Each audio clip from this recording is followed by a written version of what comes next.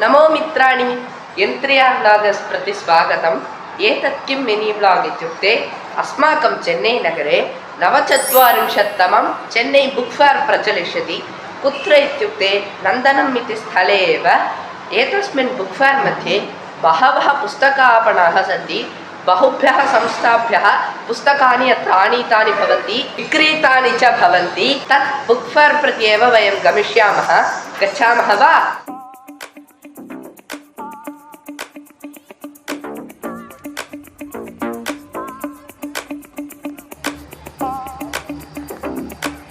इदानीं वयं बुक् फेर् यत्र प्रचलति तत्र प्राप्तवन्तः। अन्तः प्रवेशावसरे एतद् एण्ट्री पास् ते यच्छन्ति। अन्तः वयम् इदानीम् आगताः। पुस्तकापणाः के सन्ति इति इदानीम् अहं दर्शयामि।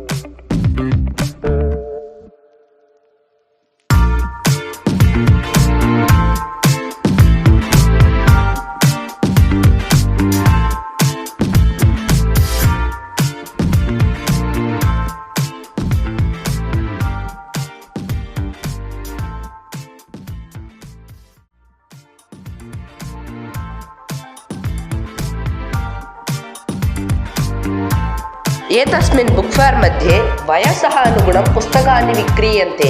शिशुआरभ्य वृद्धपर्यन्तं सर्वेषां कृते अपि अत्र पुस्तकम् उपलभ्यते। विविधाभिः भाषाभिः मुद्रितं पुस्तकम् अत्र विक्रीयमाणं च अस्ति। एतत् बुक् फेर् जनवरी 8 तः जनवरी 21 तारिकापर्यन्तं भविष्यति।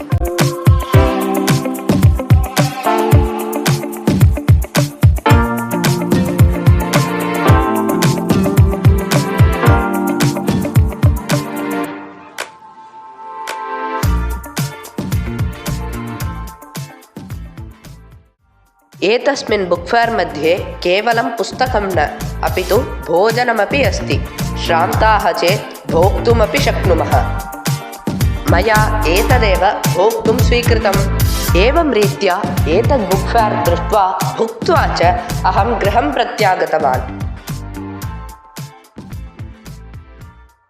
मित्राणि, इदानीं वयं बुक् फेर् गत्वा गृहं प्रत्यागताः। अद्य घण्टाचतुष्टयं बुक् फेर् मध्ये वयं व्यापितवन्तः स्मः। महान् आनन्दः जातः। बहून् विषयान् वयं ज्ञातवन्तः। बहूनि पुस्तकानि वयं दृष्टवन्तः।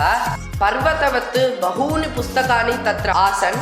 वयं पुस्तकत्रयं क्रीतवन्तः। एवं रीत्या एतद् मिनी ब्लाग् अत्र परिसमाप्यते।